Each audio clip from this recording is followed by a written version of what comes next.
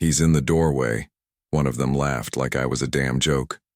Madison didn't even look up, just kept sipping wine in my shirt while 12 men lounged on my couch, using my handmade table as a poker board. And when that smug one with the watch asked if I was the bartender, something inside me snapped cold. Not loud, just final. I didn't yell. I didn't throw punches. I walked out, eyes open, memory burning. She thought I was gone for 2 more weeks. She didn't know I'd seen it all. And she sure as hell didn't know what I'd already started planning. But before we begin, let me know where in the world you're watching from today. It's always fascinating seeing who's joining us from around the world. My name is Ethan Carver, and I'm 36 years old. Most days I'm serving as a technical sergeant in the Air Force, but right now I'm counting down my final weeks at a dusty forward base in Qatar. My wife Madison, a former event planner turned social media influencer, keeps our custom-built home running while I'm deployed. During mail call yesterday, Staff Sergeant Chen handed me another thin envelope from her. Just a card, no letter inside. These days, Madison's texts come less frequently, and when we video chat, her smile seems rehearsed. She's always been a natural at making friends, hosting parties while I'm away. Maybe it's just the distance wearing us both down. The early leave orders in my hand feel like a gift, a chance to surprise her. But something in my gut tightens when I think about home. But let me start from the beginning. The flight back stateside felt longer than usual. Maybe it was the anticipation, or maybe it was the way my stomach kept doing backflips every time I thought about surprising Madison. I'd grabbed my duffel from the carousel at Denver International and headed straight for the rental counter where a red Chevy Malibu was waiting. You know that new car smell? This one had it in spades, but my mind was already 20 miles ahead, imagining the look on Madison's face when I walked through our front door. The sunset painted the Rockies in deep purples as I merged onto I-25. Back when we first bought the house, Madison had fallen in love with our little piece of suburbia, a quiet cul-de-sac where the neighbors minded their own business and kept their lawns just right. Even now, pulling onto our street, I could see why she'd insisted on this neighborhood. Every house looked like a magazine cover, including ours. But something was off. The driveway, usually empty except for Madison's white BMW, was packed with cars I didn't recognize. A black Mercedes, couple of lifted trucks, even a flashy Porsche. Music thumped from inside. Not Madison's usual playlist of pop hits, but something with more bass. My hands tightened on the steering wheel. Probably just another one of her social media events. She'd gotten really into those while I was away. I parked the rental at the curb, grabbed my duffel, and headed up our brick walkway. The porch light wasn't on, but blue light from our living room windows spilled across the perfectly trimmed lawn. Remember how I mentioned that gnawing feeling? It was back, clawing at my insides, but I pushed it down. After 15 years of marriage, you learn to trust, right? The front door was unlocked. That should have been my first real warning sign. Madison always triple-checked the locks even in broad daylight. But I was too focused on surprising her to let it register. I turned the handle slowly, practiced at being quiet from years of military training. The scene that greeted me wasn't anything I could have prepared for. Our living room, the one I'd spent weekends painting the perfect shade of sage green because Madison said it would pop in her videos, had been transformed into something between a casino and a frat house. 12 men, all looking like they'd stepped out of a luxury car commercial, were sprawled across our furniture. Empty beer bottles littered the coffee table I'd built by hand. Poker chips clicked against each other as cards shuffled. Smoke from expensive cigars hung in the air like a fog. And there in the middle of it all was Madison. She was wearing my old Air Force PT shirt. Just my shirt. Nothing else. She was perched on the arm of our leather couch like some kind of trophy, laughing at something one of the men had just said. Her blonde hair caught the light from our crystal chandelier, the one she'd insisted we needed to upgrade the space. I stood there, unblinking, taking in every detail. The way she leaned into one guy's space. How comfortable everyone looked, like this was a regular thing. The casual possessiveness in how that same guy's hand rested on her bare knee. Then one of them noticed me. He was wearing what looked like a $1,000 watch, and his smirk said he'd probably never worked a hard day in his life. "Hey, you the bartender?" he called out, raising an empty glass in my direction. "We're running low on ice." Ever have a moment where time seems to stop? Where everything crystallizes into perfect clarity? That's what happened right then. I could have shouted. Could have flipped that handmade coffee table and watched those poker chips scatter like rainfall. Could have let 15 years of trust and devotion explode into something ugly and violent. Instead, I did what years of military training had taught me. I observed, I processed, and I withdrew tactically. Without a word, without a change in expression, I turned and walked out. Behind me, I could hear the laughter continuing, the music still pulsing. Madison hadn't even noticed me. I got back in the rental car, my hand steady on the wheel. Every face from that room was burned into my memory, every detail cataloged, because in that moment, I knew this wasn't going to be about anger. This was going to be about strategy. I drove until the neon signs got seedier and the parking lots emptier. Found myself at the King's Court Motel, the kind of place where the vacancy sign flickers and nobody asks questions. 20 years ago, I would have turned my nose up at a spot like this. But right then, it felt fitting. The room smelled like stale cigarettes and broken dreams.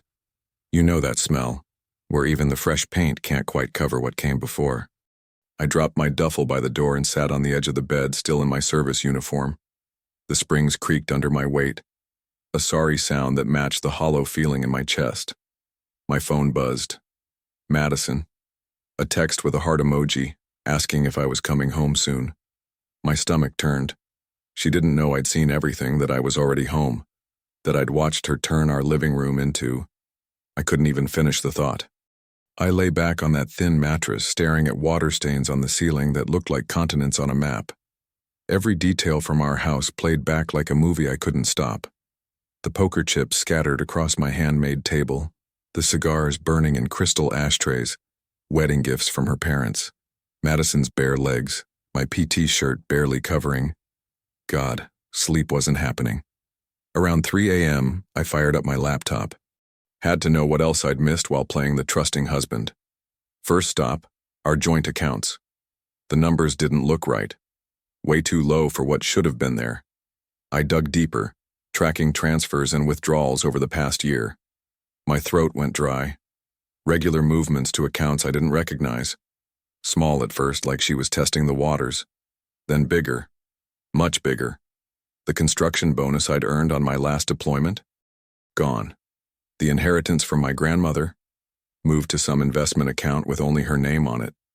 No, I muttered, fingers flying across the keyboard. No.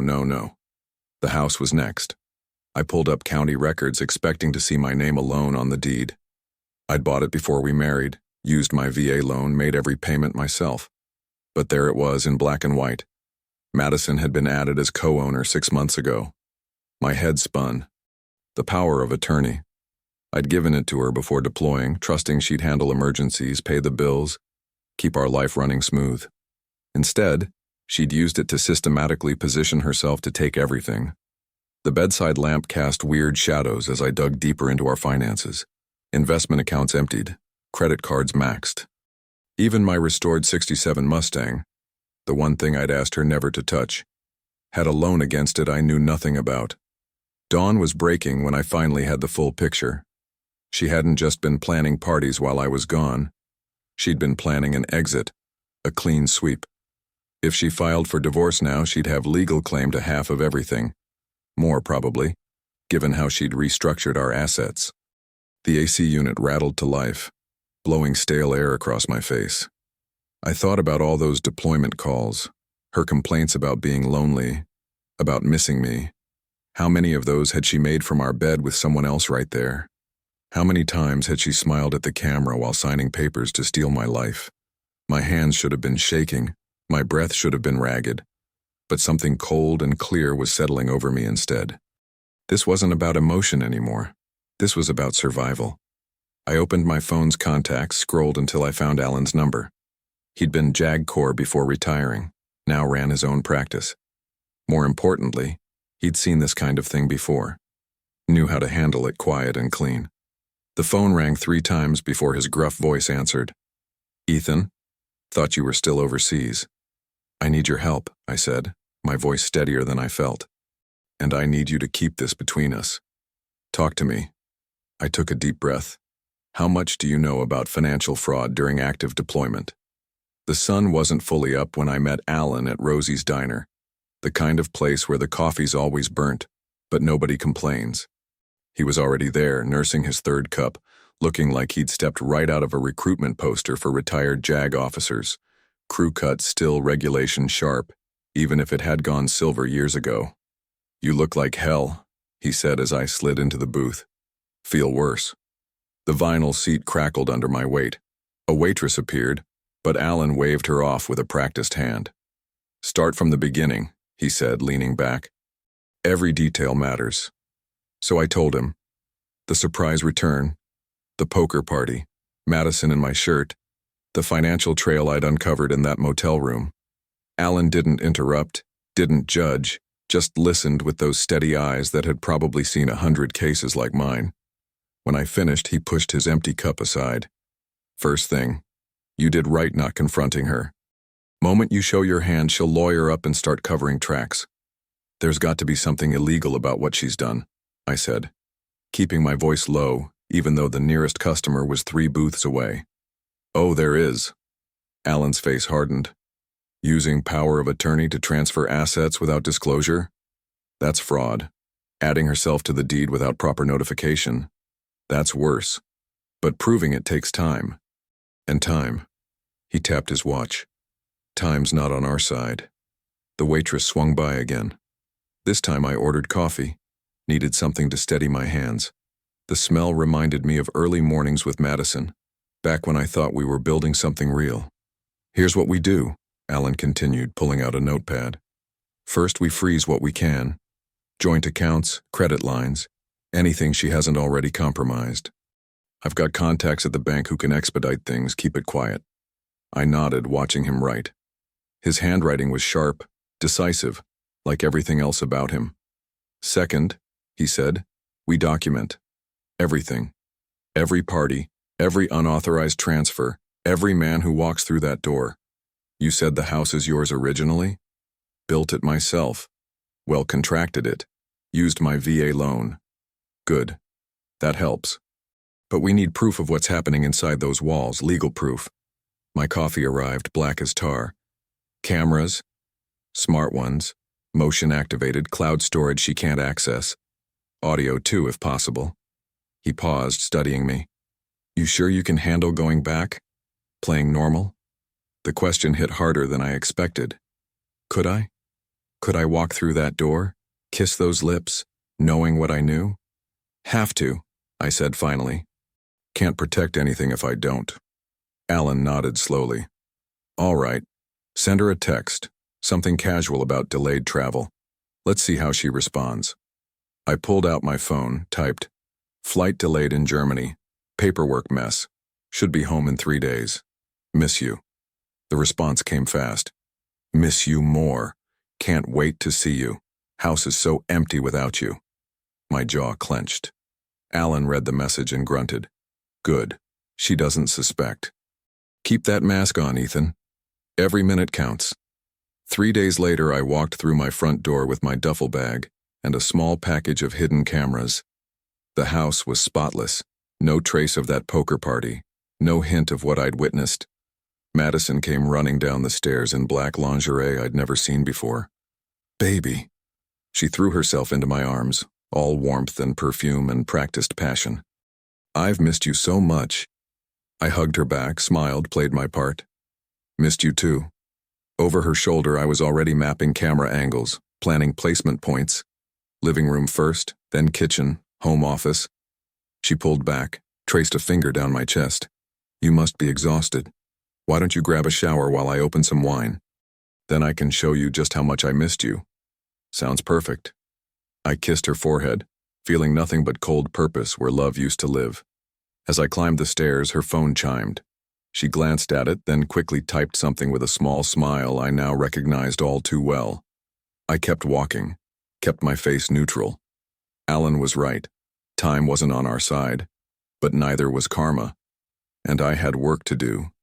Over the next week, I became a stranger in my own home. Every morning I'd kiss Madison goodbye, drive to work, really just circling back to monitor the cloud feeds, then return each evening to play happy husband. The cameras caught everything, and I mean everything. Tuesday, 3 guys I'd never seen before lounging by the pool I'd installed last spring, Madison serving them drinks in a bikini that probably cost more than my first car. Wednesday, a regular from the poker night, some executive type showing up during lunch hour. They didn't eat lunch. Thursday, 2 different men, both wearing wedding rings, both laughing about their understanding wives back home. I watched it all through my phone screen sitting in my truck around the corner feeling like I was losing my mind. You know that hollow feeling when your whole reality shifts? When everything you thought you knew just crumbles? Yeah, that was me hour after hour, clip after clip. The worst part wasn't even the betrayal anymore. It was watching how natural it all was for her. How practiced. Madison moved through these encounters like she was hosting a TV show, all charm and calculated gestures. She knew exactly what to say, what to wear, how to make each man feel special. It was a performance I'd seen before, only now I was watching it from the wings instead of the front row. Getting anything useful? Alan asked during one of our daily check-ins at the diner. I'd started calling it our war room. Booth 7, corner spot, away from windows. More than I wanted. I pushed my phone across the table, queued up to the latest highlight reel. Take a look. He watched, his expression darkening. When one of the men made a joke about Madison's military discount, Alan's coffee cup froze halfway to his mouth. Wait, he said. Play that again. I did. The man, some hotshot real estate agent I'd seen twice now, was sprawled on my couch, drink in hand. Seriously, though, he was saying, how do you keep this setup running so smooth? My ex got caught first time she tried something like this. Madison's laugh tinkled like expensive crystal. Practice makes perfect. Plus, these military boys are gone so long they'll believe anything when they come home. Right, Tommy? She does this to every soldier, another voice called from off camera. More laughter. Remember that Air Force captain last year? What was his name? I stopped the playback. My hands were shaking, but not from anger anymore. This was something colder, more focused. She's done this before. Alan set down his coffee. Multiple times, sounds like. The captain they mentioned. I pulled up my phone's browser. There was a divorce case last year, made some noise on base. Air Force captain came home, found his accounts drained, wife gone. Never proved anything, but now we know why. Alan leaned back, thinking. This changes things, Ethan. This isn't just about your marriage anymore. This is predatory behavior targeting service members. He was right. Every clip I'd watched took on new meaning. The careful way she maintained separate phones, how she knew exactly which accounts to access first, the network of friends who helped cover her tracks. This wasn't just an unfaithful wife. This was a professional operation. Question is, Alan continued, how many others? I spent that night in our home office, pretending to catch up on emails while actually reviewing more footage. Madison was downstairs watching her shows, probably texting her next target. Every few minutes I'd hear her laugh at something on TV, and each time it hit me different. That laugh used to mean something to me. Now it was just another tool in her arsenal. Around midnight I found what I was looking for. Madison on the phone with someone named Tiffany, wine in hand, guard down. Easier than the last one, she was saying.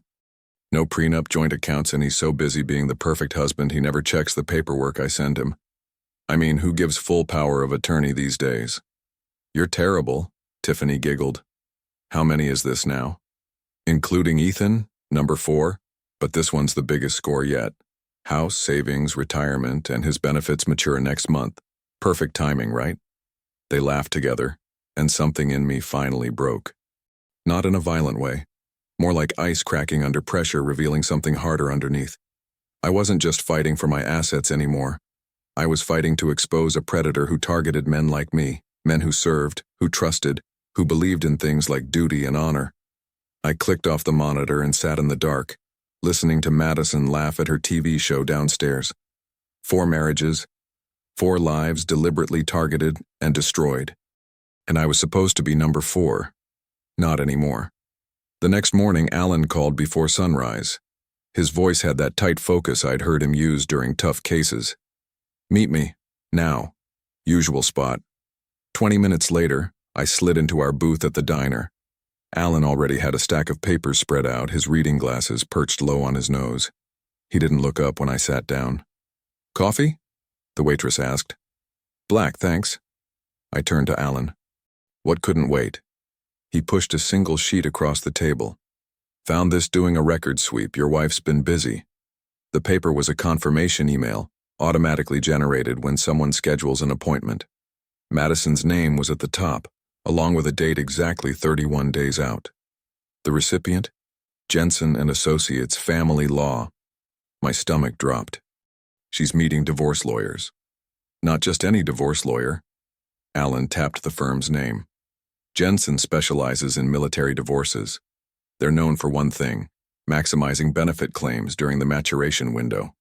The waitress set down my coffee. I wrapped my hands around the mug, letting the heat ground me. What's the maturation window?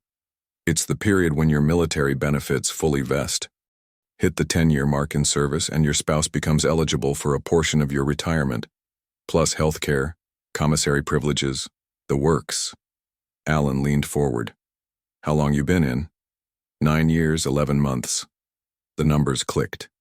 And 29 days. Exactly. In 31 days, you cross that threshold. Madison's timing isn't coincidence. She's waiting until your benefits mature. Then she files, claims her share, and walks away with a lifetime income stream. He shuffled through more papers. Based on these account transfers, she's been planning this for months. The coffee turned bitter in my mouth. I thought about Madison's recent behavior. The extra attention, the home-cooked meals, the way she'd been extra careful to maintain our routine. She wasn't just hiding her affairs. She was running out the clock. "So we have 31 days," I said. Alan nodded.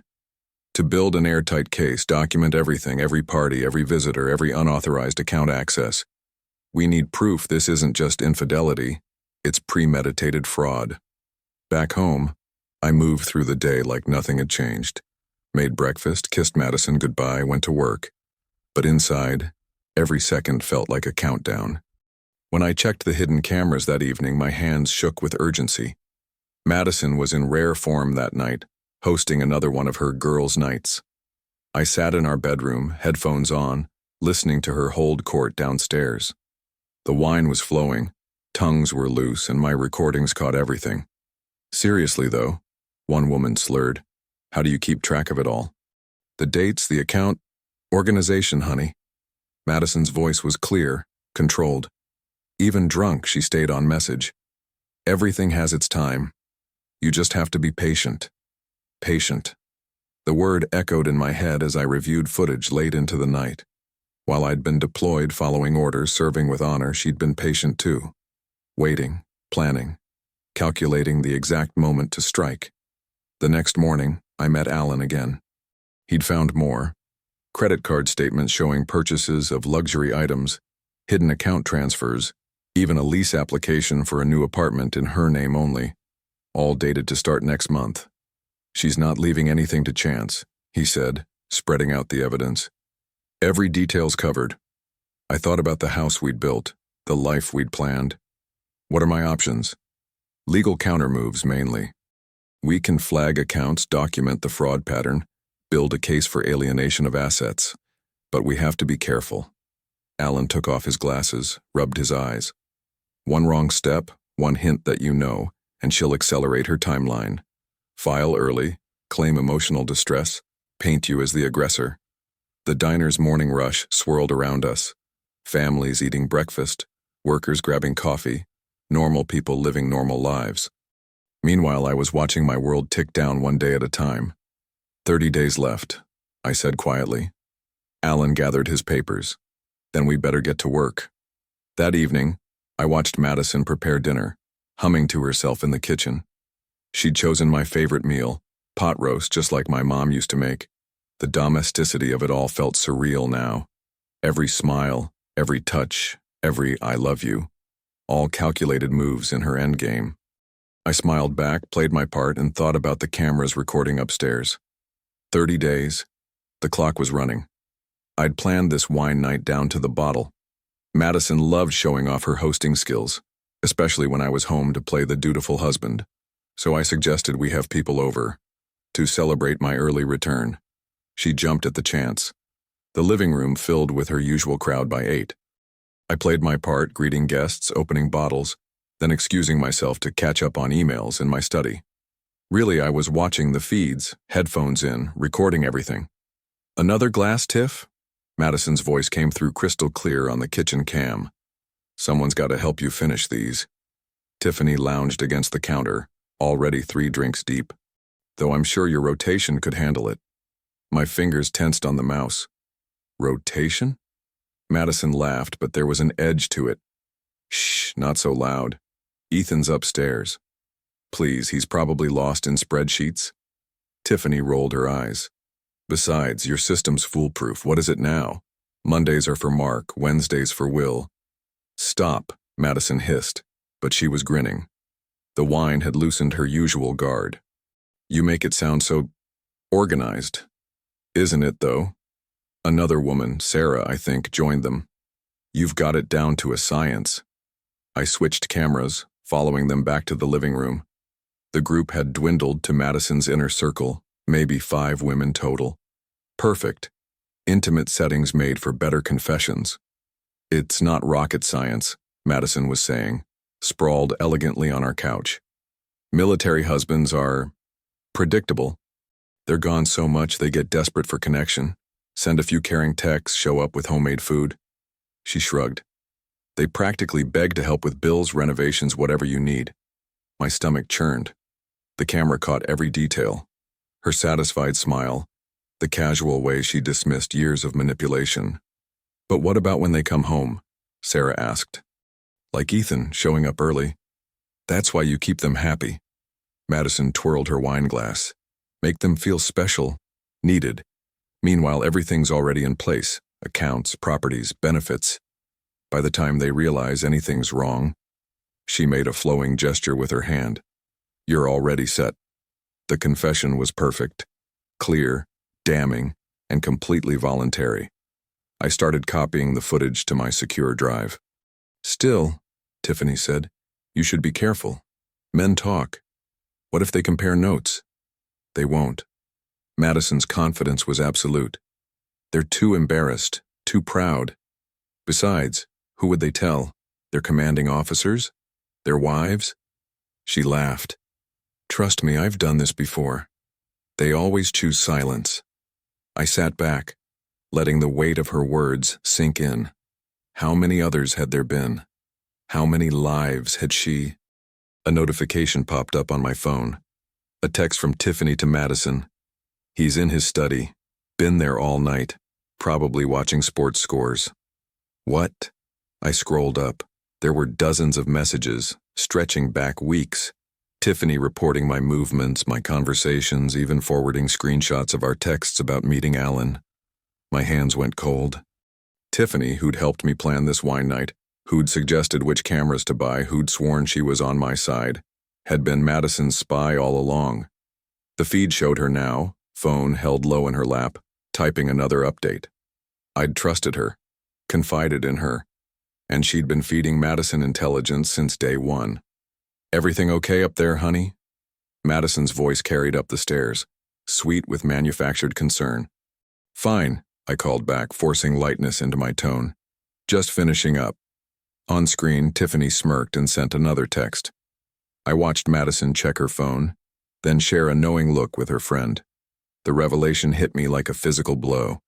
Every private meeting, every careful plan, every moment I thought I was one step ahead, Madison had known. Maybe not everything, but enough. Enough to counter whatever move I might make. I'd been playing chess while missing half the board. Below, the wine night continued.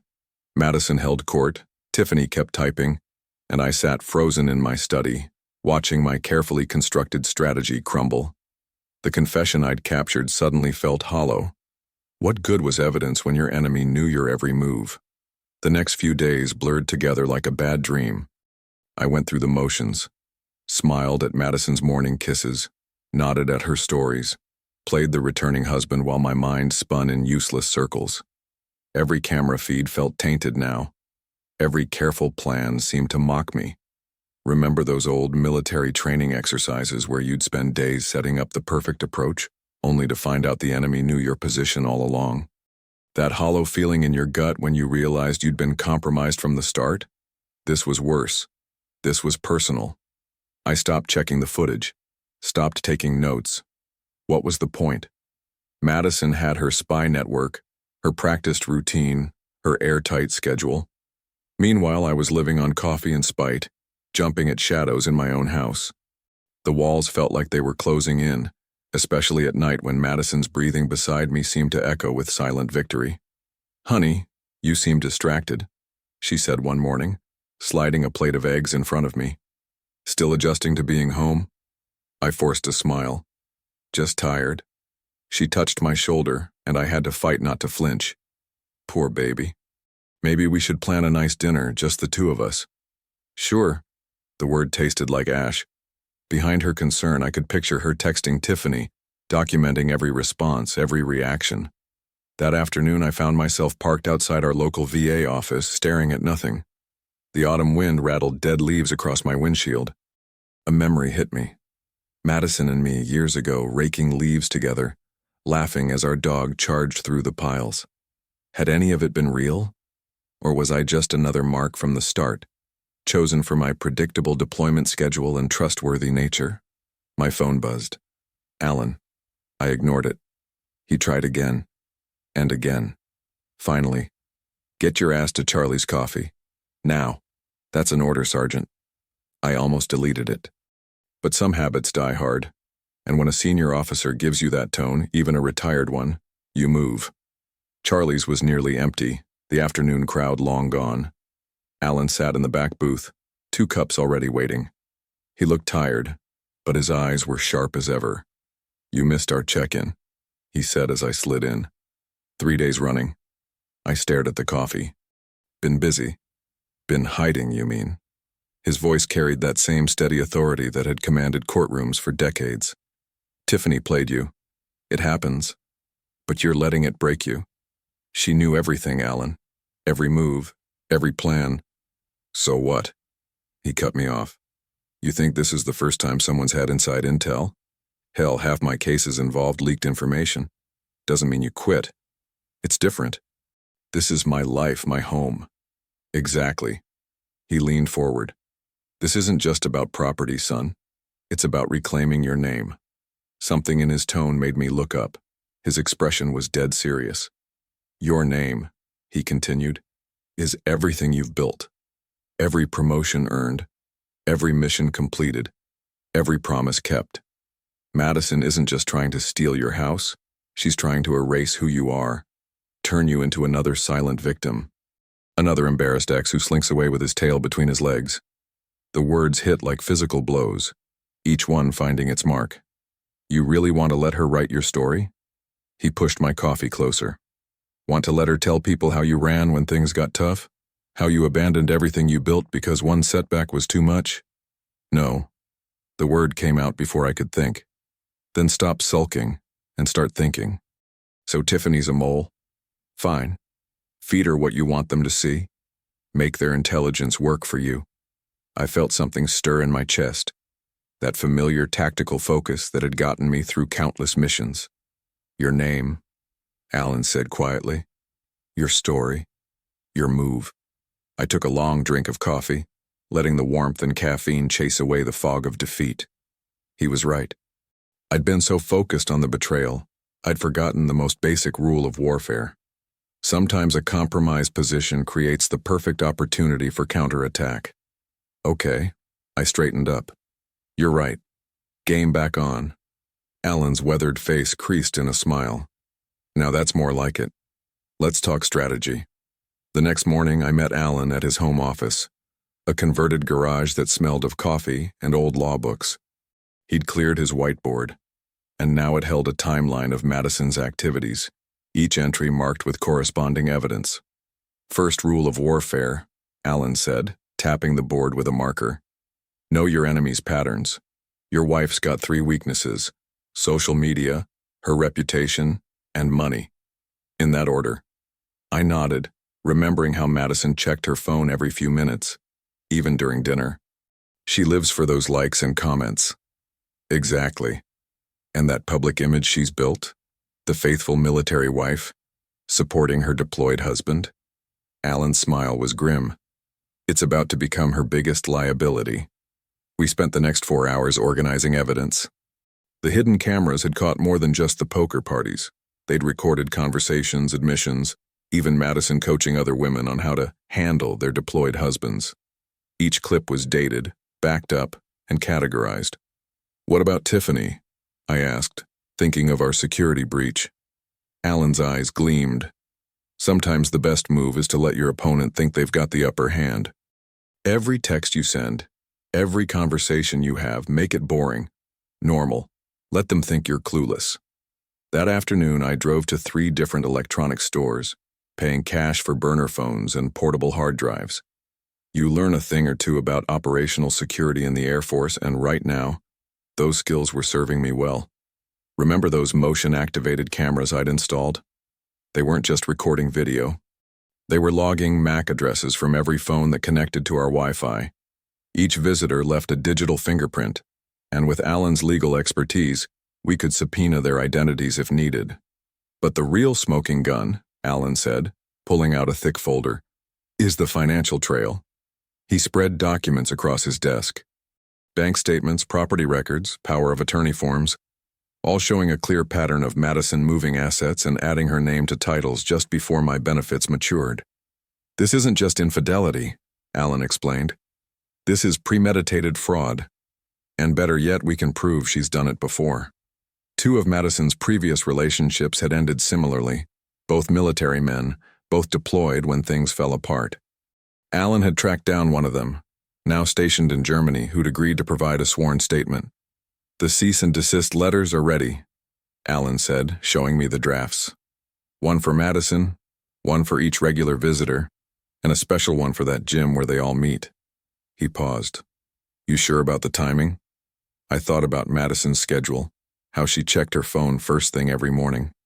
Sunday, 6 a.m. When she wakes up, everything hits at once. We spent the next hour reviewing the sequence. First, the legal notices would arrive by certified mail. Then, key evidence would be sent to the spouses of every man who'd attended her parties. The gym would receive proof that their facility was being used to coordinate infidelity targeting military personnel. Finally, Madison's carefully curated social media presence would face a flood of documented truth. What about this? Alan held up a thick manila envelope. Property lien, I said. Make sure she can't sell or transfer anything while the fraud investigation is ongoing. He nodded approvingly. You've learned fast. Looking at the assembled evidence, I felt a strange calm. This wasn't about revenge. It wasn't even about hurting Madison. It was about justice, not just for me, but for every service member who'd been targeted this way. One last thing, Alan said, pulling out a final document. Your new power of attorney, revoking her access. The moment this hits, every account gets frozen. I signed it, my signature steady. How long before she realizes? That's the beauty of it.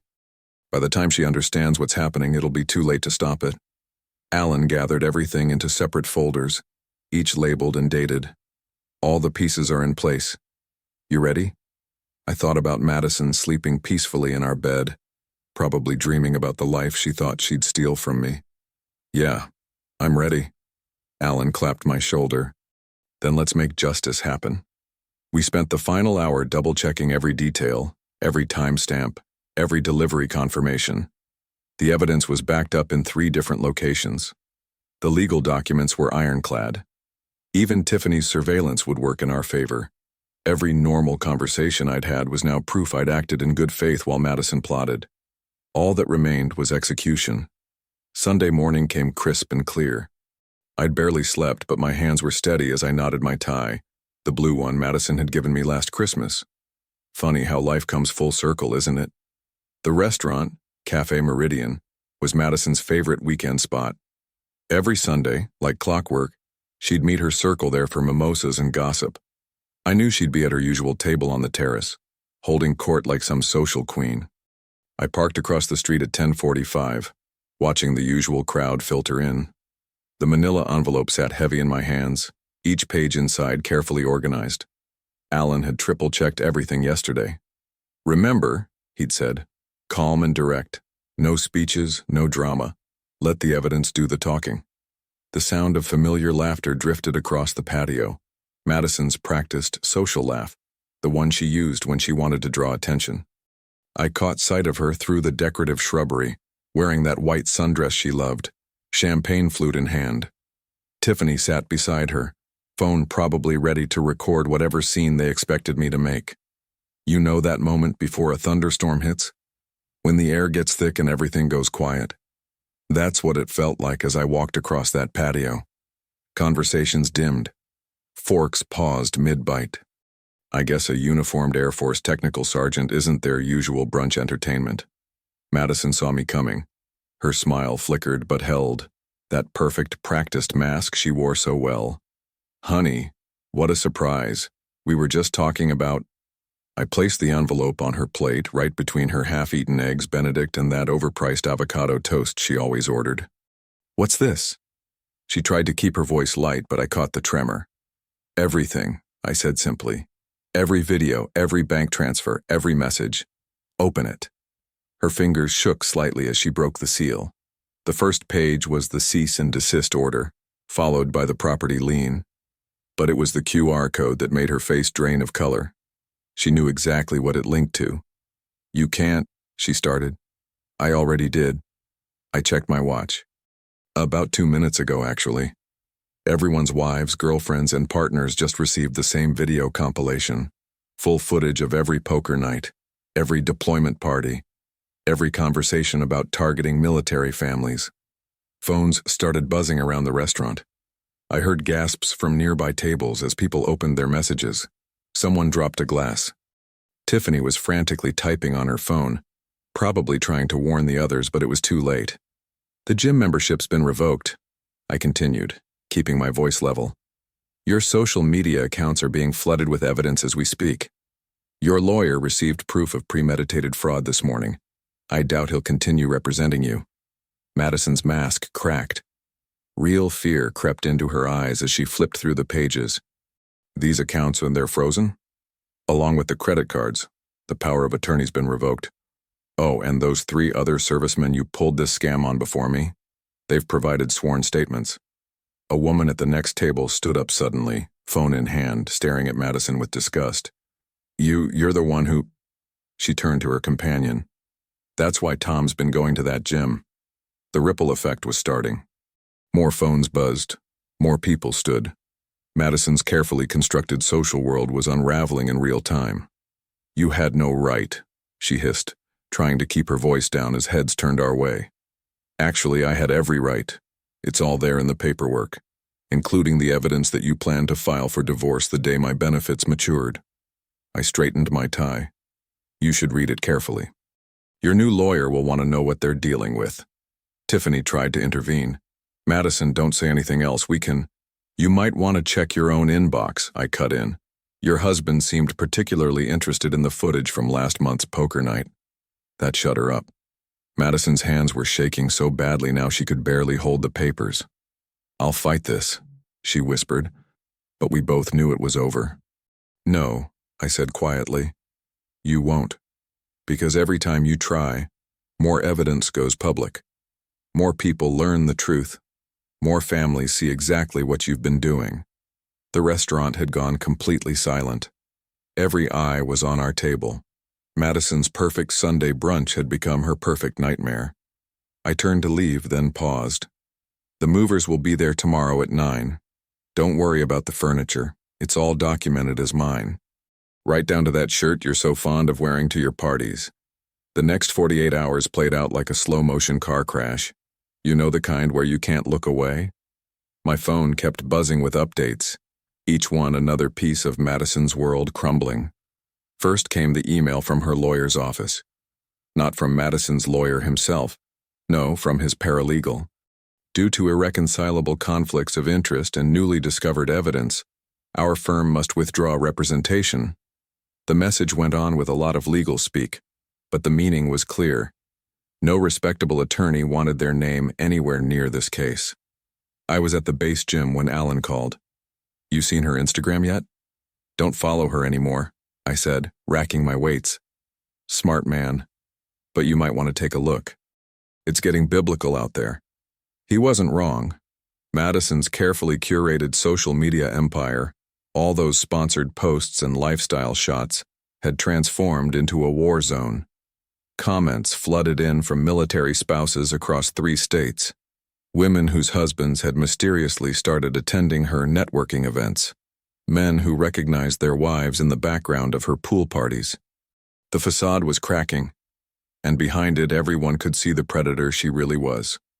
Remember those old perfume commercials where everything's soft focus and dreamy? That's how Madison had styled her whole life. But now the lighting had changed, and people were seeing the truth in harsh fluorescence. Her gym, that exclusive place where she'd networked with so many husbands, sent her termination notice next. Multiple conduct violations, they called it. Funny how fast places distance themselves when the truth comes out. "This is slander." Madison's voice crackled through my voicemail. "I'm being attacked by trolls and hate groups. You have to help me fix this." I deleted the message without responding. The evidence spoke for itself. I didn't need to add commentary. By day 3, her social accounts started vanishing. First Instagram, then Facebook. Her Twitter hung on the longest. But even that went dark after someone dug up old posts where she joked about deployment benefits. The internet has a long memory, and it rarely forgives. "You're ruining my life." That was the next voicemail. Less confident now, more desperate. "Everything I built, my followers, my partnerships, they're all dropping me. How am I supposed to—" Delete. You know what's interesting about karma? It moves at its own pace. Sometimes it takes years. Sometimes it hits like a freight train. For Madison, it was doing both, crushing her present while dredging up her past. Other military wives started connecting the dots. Stories emerged from bases where we'd been stationed before. Same pattern, different victims. Madison had refined her technique over the years, but the blueprint never changed. Find the deployed service member with the most assets, work her way into their social circle, then strike when the benefits matured. Her attempt to play victim backfired spectacularly. She tried posting a tearful video about being cyberbullied, but the comments filled with screenshots of her own predatory behavior. The video disappeared within hours. Tiffany, her partner in crime, wasn't faring much better. Her husband had moved out, taking their kids to his sister's place. Last I heard, she was frantically trying to explain why she had text messages coordinating poker nights with half the married men in our zip code. The local military spouse groups, once Madison's power base, circled the wagons. But not around her. Around their own. Warning systems went up. Screenshots got shared. Madison's name became a cautionary tale. I stayed quiet through all of it. No posts, no comments, no reactions. Just watched as the house of cards collapsed under the weight of its own lies. The only time I broke silence was when a reporter called asking for my side of the story. "The evidence speaks for itself," I said, then hung up. Because that's the thing about truth. It doesn't need a marketing campaign. It doesn't need filters or perfect lighting or carefully worded captions. It just needs to be seen. Madison made one last attempt at damage control. She hired a reputation management firm to try and scrub the internet. But you can't put that kind of genie back in the bottle. The firm dropped her after finding even more evidence during their background check. By the end of the week, Madison's carefully constructed influence empire had imploded. No more sponsored posts. No more fitness partnerships. No more adoring followers hanging on her every recommendation. Just a growing collection of legal notices and a lot of empty wine bottles in the recycling bin. The last message she sent was different from the others. No demands, no accusations, just 4 words. "I never meant for—" I deleted it before reading the rest. Some explanations come too late. The courthouse air felt different that morning. Maybe it was the way sunlight filtered through those tall windows, or maybe it was knowing this was the last time I'd have to see Madison across a courtroom. Either way, something had shifted. You ever notice how some moments feel like they're happening in slow motion? That's how it felt when Judge Wexley adjusted her glasses and cleared her throat. The whole room went still. In light of the overwhelming evidence presented, she began, her voice carrying that weight only judges seem to master. This court finds clear and convincing proof of premeditated fraud and systematic infidelity. My hands were steady on the table. Beside me, Alan sat straight-backed, professional, but I caught the slight nod he gave me. Across the aisle, Madison's new lawyer, her third one since this started, was already shuffling papers, probably planning an appeal that would never happen. Mrs. Carver's conduct shows a calculated pattern of exploitation, Judge Wexley continued, peering over those reading glasses. The timing of her actions, particularly regarding military benefits and property transfers, demonstrates clear intent to defraud. I glanced at Madison. She'd worn her good girl outfit, conservative dress, pearls, hair pulled back neat, the same look she'd used when meeting commanding officers' wives. But the act wasn't working anymore. Her fingers kept twisting that tissue in her lap until it was just shreds. Furthermore, the judge went on, I want to note something unusual in this case. She looked directly at me then. Technical Sergeant Carver's conduct throughout these proceedings has been exemplary. Despite provocations and emotional distress, he chose to pursue justice through proper legal channels, maintaining both his dignity and the integrity of this process. That hit differently than I expected. Not pride exactly, but validation. All those nights of biting my tongue, of playing it straight while gathering evidence, they'd meant something. Therefore, this court rules as follows. The prenuptial agreement is upheld. All claims by Madison Carver to the residential property at 1847 Oakwood Drive are hereby invalidated. Furthermore, her attempts to transfer joint assets during the period in question are ruled fraudulent and are to be reversed immediately. The judge's gavel came down, sharp, final, like a period at the end of a very long sentence. Madison made a sound, something between a gasp and a sob, but I didn't turn, didn't need to. That chapter was closed. Outside, the October air had that crisp feel that comes right before winter. Alan walked beside me down the courthouse steps, both of us quiet until we hit the sidewalk. Then his hand landed on my shoulder, solid and warm. Well done, son, he said, and those 3 words carried more weight than any legal victory. I took a deep breath, letting it sink in. The house was mine. The accounts were secure. The life I'd built was back in my hands. But more than that, I'd won without becoming something I wasn't. Couldn't have done it without you, I told Alan. He shook his head, that half-smile playing under his silver hair. Oh, you could have, but I'm glad you didn't have to. He squeezed my shoulder once more. War's over, Ethan. You can stand down. Stand down. How long had it been since I'd really done that? Months of constant vigilance, of watching every word, of building the case piece by careful piece. Now it was done. Just like that. A car door slammed behind us, Madison leaving with her lawyer. I didn't turn around, didn't need to see her face or hear whatever she might say. The judge's words were enough. Premeditated fraud. Clear as day, cold as truth. Alan checked his watch, then gestured toward the parking lot. Come on, first round's on me. I nodded, feeling the tension finally start to ease from my shoulders. The war really was over, and I'd won it the right way, not with shouting or schemes, but with patience and proof. Just like my first sergeant used to say, the truth doesn't need defending. It just needs revealing. We walked to Alan's truck, our footsteps echoing on the courthouse steps. The same steps where this whole legal battle had started months ago. But this time, they were taking me toward something instead of away from it. The war was over, and I was still standing. The lock clicked open and I stepped into silence. Real silence. Not the tense kind that had filled these rooms during those weeks of gathering evidence. Just peace. Empty space waiting to be filled with whatever came next. You ever notice how a house feels different when you know it's truly yours? Not just on paper, but in your bones? Footsteps echoed on the hardwood behind me, the movers making their final trips. They'd been at it for hours, hauling out everything Madison had claimed as hers. Some of it actually was. Most wasn't. But I'd let her take the furniture. Didn't want anything with those memories attached. Last piece, sir. one of them called out, wrestling with the end of that oversized leather sectional. The one Madison had insisted we needed for her social gatherings.